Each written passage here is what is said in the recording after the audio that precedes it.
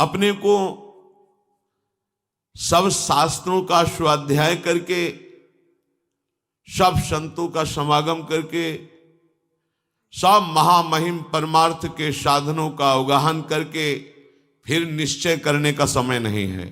बहुत अल्पायु है, मंद बुद्धि है, विषयों का आकर्षण है, समय ज्यादा है नहीं। तो इनका सबका अवगाहन किए हुए जो महापुरुष हैं, जिन्होंने समस्त शास्त्र के सिद्धांतों का अवगाहन किया है, समस्त संत महात्माओं के हृदय की बात को समझा है, समस्त साधनों का सार ग्रहण किया है, वो महापुरुष जन कहते हैं सबका सार एकमात्र प्रभु का नाम है। आप विश्वास करके यदि प्रभु के नाम का निरंतर रटन शुरू कर दे तो हर स्थितियां आपके हृदय में आ जाएंगी। कह रहे ननु दुरिताक्रांताय ते कथम संश्रयम दास्यामि तत्राहा। यदि आप कहें कि बहुत पापों का भार मैं एकत्रित कर चुका हूं, क्या प्रभु मेरे जैसे पापी का भी उद्धार कर देंगे? मैंने हिंसा की, चोरी की, पापाचरण किया, कभी बड़े बुजुर्गों की सेवा नहीं की, कभी गुरुजनों की आज्ञा में नहीं रहा, मनमानी आचरण करके अपने को नष्ट कर लिया, क्या अब भी उपाय है मेरे कल्याण के लिए? तो कह रहे हैं कि तू चाहे जितना बड़ा पाप करने वाला हो, तू चिंता मत कर, क्योंकि जय नाम धेय मुनि वृंद गेय जनरंजनाय परमाक्षराकृते तम नादरादपि मनागुदीरितम निखलोग्र ताप पटली विलुम्पशी। जय हो, मुनिगणों के द्वारा जपे जाने पर प्रभु को भी अधीन करने वाले नाम की जय हो। हमें चिंता नहीं करनी कि भगवान हमें स्वीकार करेंगे कि नहीं, उनकी तरफ से स्वीकृति की बात अब हमें नहीं देखनी, हमें अपनी तरफ स्वीकृति की देखनी है। क्या आपने नाम को स्वीकार किया कि नहीं? ये वो नाम है जिसकी जय मुनिगण कर रहे हैं, कि घोर पाप प्रवृत्तियों से निकाल करके महात्मा बना दिया। उल्टा नाम जपत जग जाना, वाल्मीकि भय ब्रह्म समाना। कोई और दूसरा साधन नहीं, नाम निरंतर रटने का प्रभाव हुआ कि पाप सब नष्ट हो गए। खास बात नहीं, पाप की प्रवृत्ति का नाश करके भगवत प्रेम प्रकाशित कर दिया। ये भक्तों को प्रतिक्षण सुरक्षित रखता है। अनुरंजनम, भक्तों के हृदय को आनंद प्रदान करता है ये भगवन नाम। ये और कोई नहीं है, अक्षरों की आकृति धारण किए हुए स्वयं भगवान की सामर्थ्य विराजमान है।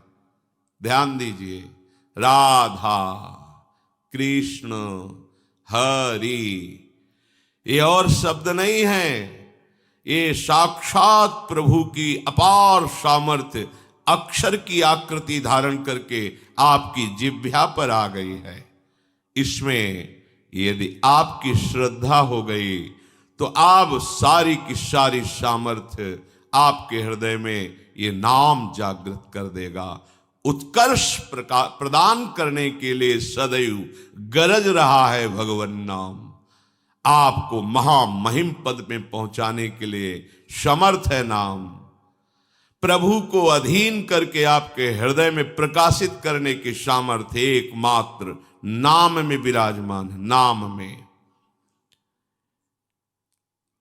यदि कोई अनादर पूर्वक नाम उच्चारण करे तो उसका कल्याण हो जाता है।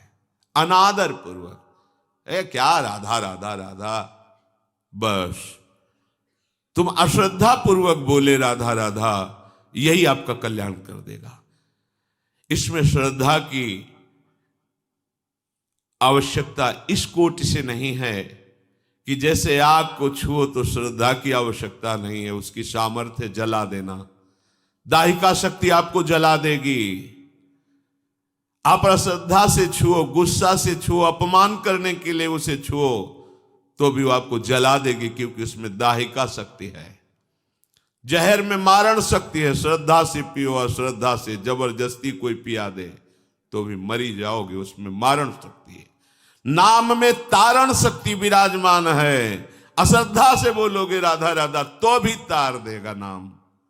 ओहो, यदि अब भी समझ में नहीं आ रहा तो भगवान जाने तुम्हारी क्या गति होनी है। संकेत में, परिहास में, अनादर में, उपहास करने के लिए यदि नाम का उच्चारण कर लिया तो लिंग देह पर्यंत समस्त भयंकर पाप समूहों को समूल नष्ट कर देता है नाम। तो अनादरादपि मना गुदीरितम, अनादर पूर्वक कोई यदि नाम ले तो भी उसका मंगल कर देता है नाम। आहा, निखलोग्र ताप पटलिम विलुम्पशी, जो महान कष्ट देने वाले, जलाने वाले हमारे पाप कर्म तैयार हैं हमको नष्ट करने के लिए, ये नाम उनको नष्ट कर देगा। अतः उपासक नाम को स्वीकार करे, ये चिंता न करे कि मुझे भगवान स्वीकार करेंगे कि नहीं। नाम को तुम स्वीकार, बड़ी खुली छूट है। प्रभु स्वीकार करेंगे कि नहीं, इसमें हमें विश्वास करना पड़ेगा महात्माओं का, हमें अनुभव की तरफ बढ़ना पड़ेगा। पता नहीं कितने दिनों में अनुभव होगा कि भगवान मुझे स्वीकार किए हैं कि नहीं। पर यह बात तो अभी आनंद दे रही है, हमारी स्वीकृति की बात है कि हम आज अभी इसी क्षण नाम भगवान को स्वीकार करते हैं, जो अक्षर रूप से आकृति धारण करके हमारी जिह्वा पर विराजमान है। नच नामाभासः पापान्येव दग्ध्वा निवर्तते अपितु स्ववाच्ये भक्तिं च प्रकाशयतीत्याह। ये केवल कथन मात्र नहीं है। ये तो नाम की महिमा ऐसे गा रहे हैं, पता नहीं सत्य वस्तु है कि नहीं। नामाभास केवल पापों को जलाकर निवृत्त नहीं हो जाता, वो अपने वाच्य को अधीन करके हृदय में प्रेम प्रकाशित कर देता है। जैसे कृष्ण ये वाचक है और कृष्ण रूप ये वाच्य है। ये वाचक, ये नाम उस रूप को आकर्षित करके उसके प्रति अपार प्रेम प्रकट करके आपके हृदय में स्थापित कर देगा। कितनी अपार महिमा है, और कुछ करने की जरूरत ही नहीं है। कितना समर्थ है नाम। कहते हैं यदा भासोप्युद्यन् कवलित भवध्वांत विभवो दृशम तत्वान्धानामपि दिशति भक्ति प्रणयिनीं जनस्तस्योदात्तं जगति भगवन्नाम तरणे कृतीते निर्वुक्तुम कहि महिमानं प्रभवति। हे भगवन नाम सूर्य, जिसने आपको स्वीकार कर लिया उसके जीवन में अंधकार नहीं रह गया। जैसे हम प्रकाश में देख पाते हैं, भ्रम हो जाए कि रस्सी में सांप है तो बिना प्रकाश के नहीं देख पाएंगे, तो जैसे हम प्रकाश में देख पाते हैं कि वो सर्प नहीं, वो रस्सी है। हमारा भ्रम था कि हम रस्सी को सर्प मानकर भयभीत हो रहे थे। ऐसे ही नाम भगवान रूपी सूर्य के प्रकाश में हम देख पाते हैं ये जगत नहीं, जगदीश ही जगत बने हुए हैं। वासुदेवा सर्वमिति स महात्मा सुदुर्लभा, सर्वत्र भगवत दर्शन कराने की सामर्थ्य नाम में विराजमान है। इस संसार में कौन ऐसा होगा प्रवीण, पंडित जन, जो आपकी महामहिमा अश्मोर्ध महिमा को यथार्थ रूप में कह सकता है। हे नाम भगवान, आपकी महिमा को कोई पंडित, कोई ज्ञानी, कोई महात्मा संपूर्ण वर्णन करना चाहे तो असमर्थ है। कहूं कहां लगी नाम बड़ाई, राम न सकहि नाम गुण गाई। स्वयं नामी भगवान भी अपने नाम की महिमा को पूर्ण रूप से वर्णन करने में असमर्थ हैं। ऐसी अपार महिमा आपकी है। कोई भी हो, कहीं भी हो, कोई शर्त नहीं है, पवित्र हो या पवित्र हो। नाम का चिंतन, नाम का गायन, नाम का रटन आपके अविद्या रूपी अंधकार का नाश करके परम वैभव प्रकाशित कर देगा। लोक परलोक के सारे सुख आपको प्राप्त हो जाएंगे। यही परलोक सकल सुख पावत, मेरी सो भैया कृष्ण गुण संचु।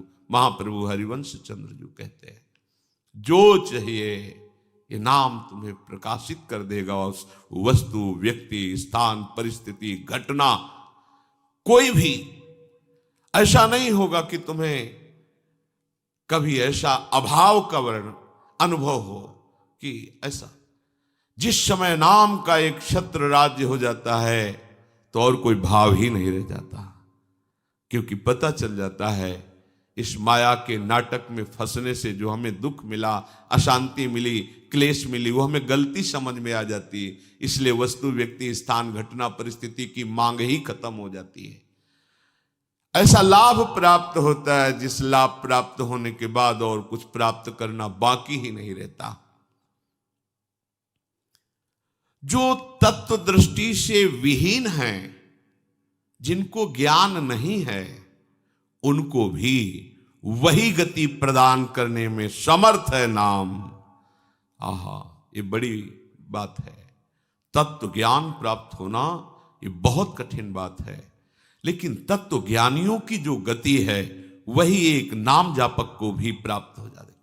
नाम तत्व बोध करा देगा, नाम परम पद में स्थापित कर देगा। अथैकांतिक भावे नोपासितम नाम भोगैक विनाश्यमपि प्रारब्धम विनैव भोगाद्विनाशयतीत्याहा। ओहो, बड़े आश्चर्यमयी बात। शास्त्रों में जहां हम महिमा देखते हैं साधनों की, सिद्धांतों की, वहां यह पाया जाता है कि जो आपसे अब कर्म बन रहे हैं, भगवत शरणागत हो, उनको मानो भुने हुए चने में जैसे अंकुरण नहीं होता, ऐसे आपके नवीन कर्म आपको बांध नहीं पाएंगे। उनको निष्प्रभावित कर दिया जाता है भगवत शरणागति के प्रभाव से। पर जो शरीर की रचना हुई है कर्म भोग के लिए, यह सामर्थ्य नाम में विराजमान है कि उस आए हुए प्रारब्ध को भी नष्ट कर देता है। पर जो भगवत प्रेम मार्ग का उपासक होता है वो ऐसा नहीं चाहता, इसलिए उस शरीर के आए हुए प्रारब्धों को बहुत कम मात्रा में उनको भोग लेता है और भगवत कृपा से दिव्य देह प्राप्त करके भगवत सेवा में उपस्थित होता है। वो अपने भजन को इस नाशवान शरीर के सुरक्षित रखने के लिए खर्च नहीं करता, वो चतुर उपासक होता है। पर यदि चाहे तो कह रहे हैं अथैकांतिक भावे नोपासितम नाम भोगैक विनाश्यमपि प्रारब्धम विनैव भोगाद्विनाशयतीत्याहा। जहां ये वेद प्रमाण है कि बिना भोगे प्रारब्ध नष्ट नहीं होता, वहां ये कह रहे हैं, उदाहरण भी देखिए, विनैव भोगाद्विनाशयतीत्याहा। यद्यपि शास्त्र का सिद्धांत है प्रारब्ध भोग के ही आपको शरीर के जो पूर्व कर्मों से रचित कर्म है उनको नष्ट करना होगा। यदि निष्ठा पूर्वक नाम जप किया जाए, निष्ठा अन्य कोई साधन नहीं, आप अपना क्या दूसरों के भी प्रारब्ध को नष्ट कर सकते हैं, इतनी सामर्थ्य है। एक बार कबीरदास जी के शरणागत हुए दिग्विजयी पंडित गंगा स्नान करने जा रहे थे। उन्होंने देखा बड़ी भीड़ लगी हुई है और शोरगुल हो रहा है, तो उस भीड़ में कौतूहल वश गए, क्या है, क्या हुआ। तो उनका कि आदमी आत्महत्या करने जा रहा था गंगा जी में, हम लोगों ने जबरदस्ती से रोक रखा है। वो कमर में पत्थर बांधे हुए बिल्कुल कगार पे खड़ा हुआ था, लोगों ने पकड़ रखा था। हुआ भाई आप ऐसा क्यों कर रहे हैं? आत्महत्या सबसे निंदनीय महापाप है, जिसको बहुत भोगना पड़ता है। आप ऐसा न समझिए कि शरीर छूट जाएगा तो आप सुखी हो जाएंगे, बहुत दुर्गति भोगनी पड़ेगी। क्यों आत्महत्या करना चाहते हो? तो उनका मेरे शरीर में गलित कुष्ठ तुम्हें दिखाई नहीं दे रहा, इसकी दुर्गंध से मैं ही इतना पीड़ित हूं। दर्द तो है ही, पर इतनी दुर्गंध है कि बस मृत्यु ही मुझे अच्छी लग रही है। कोई औषधि काम नहीं कर रही, कोई मेरे से बात नहीं करता, कोई मेरे नजदीक नहीं आना चाहता। बोलो मैं ऐसी जिंदगी कैसे धारण करूं? मैं खुद उब गया हूं इस जीवन से, पूरा शरीर सड़ रहा है, इतनी भारी दुर्गंध है। कोई नजदीक नहीं आता, कोई मुझे प्यार नहीं करता, कोई मेरी सेवा नहीं करता, कोई मेरे से बात नहीं। अब कैसे मैं जीऊं? देख लो, कर्म का फल देख लो। आप आज स्वस्थ हैं तो आप भजन छोड़कर मनमानी आचरण कर रहे हैं। कल जब ऐसे कर्म फल की स्थिति आएगी जो आप कर्म किए हैं, कि आपसे कोई बात भी नहीं करेगा, आपके पास भी नहीं कोई बैठेगा, आप खुद जीना नहीं चाहेंगे, वो कर्म आपको इतना दंड देगा। इसलिए सावधान रहो। अवश्य में भोक्तव्यम कृतम कर्म शुभाशुभम। जो आपके शुभ अशुभ कर्म है वो आपको भोगने पड़ेंगे यदि सावधान नहीं रहे। उन्होंने कहा कि तुम भगवान नाम की महिमा को जानते नहीं हो। यदि नाम महिमा जानते तो तुम आत्महत्या करने के लिए न जाते। छोड़ो पत्थर, मैं जो कह रहा हूं मेरी बात मानो। कमर से रस्सी से मैं जो पत्थर बांधा था छोड़ दिया। बोले खड़े हो गंगा जी में और राम डुबकी लगाओ, राम डुबकी लगाओ। 3 बार बोले, एकदम खत्म। ये उनकी कोई सुकृत नहीं थे जिसके शरीर में गलित कुष्ठ था। एक तो ये महान विद्वान शास्त्रज्ञ, दूसरी बात गुरु कृपा पात्र, तीसरी बात नाम महिमा को समझ चुके थे कबीरदास जी के द्वारा। कबीरदास जी ने इन्हीं को परास्त किया था। ये दिग्विजयी पंडित थे, कोई इनके सामने टिकता नहीं था। सब शास्त्र इनकी जिह्वा पे विराजमान थे। काशी के विद्वान घबरा गए कि अगर काशी को पराजित कर दिया तो बहुत बड़ी ये निंदा का विषय होगा, क्योंकि ज्ञान समुद्र काशी है। उनका इससे तो जीत पाना बड़ा कठिन, इसकी तो जिह्वा पे सरस्वती बैठी हुई है। उन्होंने कहा कि यदि हमारे यहाँ के सबसे बड़े पूज्य महापुरुष कबीरदास जी अगर वो हार गए तो पूरी काशी हार गई। तुम उनको परास्त करो जाकर। यहाँ किस किस से आप विद्वता पूर्वक वाक युद्ध करेंगे? एक से एक विद्वान है, सालों लग जाएगा। हम सब सहमति देते हैं कि आप कबीरदास जी को परास्त कर दे, मानो वाराणसी परास्त हो गई। ठीक है, कबीरदास जी के पास गए। उन्होंने कहा शास्त्रार्थ करना चाहते हैं। हमें शास्त्र कहां आता है? कबीरदास बोले पराजय लिख दो, इसमें दस्तखत कर दो। वहां करवा लो जहां दस्तखत। बोले काशी के विद्वानों ने कहा है कि आपकी पराजय पूरी काशी की पराजय। तो बोले फिर रुक जाओ, हम तुमसे प्रश्न करते हैं कि पढ़ के समझे हो या समझ के पढ़े हो? अब जो हरि के चरणारविंद के प्रेम में डूबा हुआ है उसकी वाणी सरस्वती भी नहीं समझ सकती। पहली बार उसकी बातें ही समझ में नहीं आई कि बाबा प्रश्न क्या कर रहे हैं। फिर हाथ जोड़ा, कहा महाराज एक बार फिर प्रश्न कीजिए। तो उन्होंने कहा पढ़ के समझे हो कि समझ के पढ़े हो? जैसे कोई किसी को स्तंभित कर दे मंत्र के द्वारा, बुद्धि काम नहीं कर रही। पूरी सभा लगी हुई है कौतूहल देखने के लिए। अब वो ये शास्त्र खोले, वो शास्त्र खोले, कुछ कहा महाराज हमारे तो प्रश्न ही की धरा समझ में नहीं आ रही। बोले तो उत्तर क्या दोगे, शास्त्रार्थ क्या करोगे, जब प्रश्न की ही धारा तुम्हें समझ में नहीं आ रही तो व्यर्थ में अभिमान लिए घूम रहे हो दिग्विजयी का। पढ़ के समझे हो कि समझ के पढ़े हो? हम तुम्हें बताते हैं, तुम ना पढ़ के समझे हो न समझ के पढ़े हो। अगर समझ के पढ़े होते तो सब शास्त्रों का सार है भगवान के नाम में प्रेम, भगवान के चरणों की भक्ति।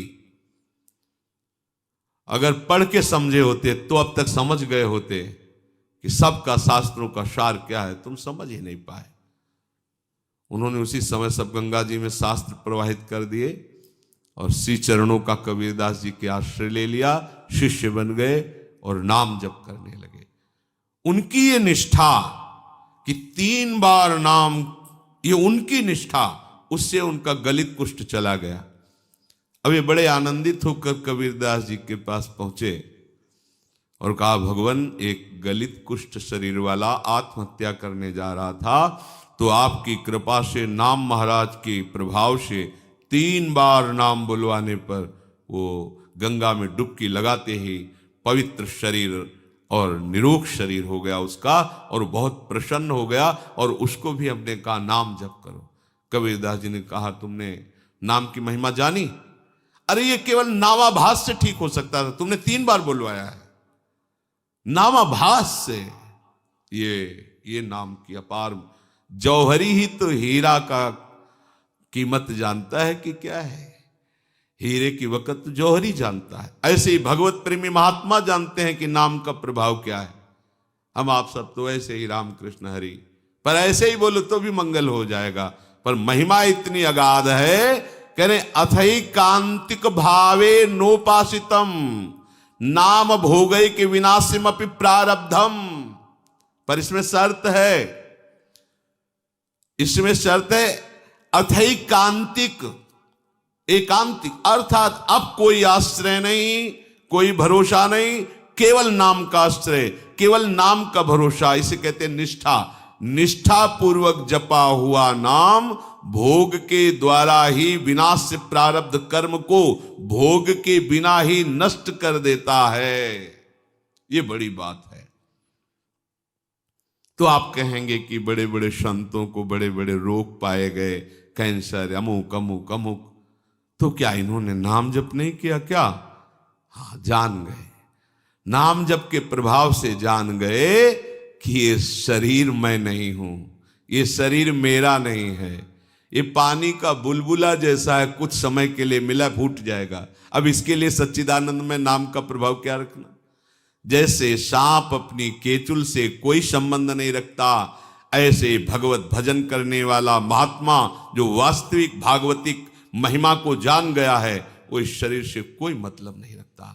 चाहे इसमें कैंसर हो, किडनी फेल हो, कोई बड़े बड़े कष्ट हो, वो समझता है इसकी एक आयु निश्चित है, इसको नष्ट ही होना है। जब नष्ट ही होना है तो हम इसके लिए भजन रूपी महामहिम महिमा का प्रयोग क्यों करें? ये अविनाशी थोड़ी रहेगा, आज नहीं तो कल जाएगा। ये जब जाएगा ही तो इसके लिए हम अपने भजन को क्यों खर्चा करें? इसीलिए उन महापुरुषों ने अपने भजन का प्रयोग शरीर को स्वस्थ रखने में नहीं किया, नहीं तो इतनी सामर्थ्य है नाम में कि वो सब रोगों को नष्ट कर सकता है। आश्चर्य में ये देखा है। वो रोज सुबह आ जाता था, गले में कैंसर था, गांव का आदमी था, सरकार बहुत पीड़ा है, पैसा नहीं है, डॉक्टर कहते हैं लाखों रुपया लगेगा ऑपरेशन इसमें। वो तभी आता है, वो उनका समय था, बम्बुल की दतून करते थे, घंटों ऐसे भाव में डूबे। ऐसे चेतना एक दिन थूक दिया, रोज परेशान कर, चल भाग, खत्म कैंसर। और जब उन्हीं के शरीर में प्रारब्ध भोग आया तो उन्होंने कष्ट को सहा, कभी अपने प्रारब्ध को नष्ट। आश्चर्य में बड़े बड़े रोगों को उनकी कृपा से नष्ट होते देखा, पर उनके शरीर में जब रोग आए कभी नहीं। ऐसे ही सांसारिक पुरुष जैसी उन्होंने दवाएं ली और जैसी शल्य क्रिया सांसारिक पुरुषों के शरीरों में होती वैसे करवाई, कभी कोई अपने भजन का प्रयोग नहीं किया। ये महापुरुष, कोई समझ नहीं सकता इन महापुरुषों की बात को।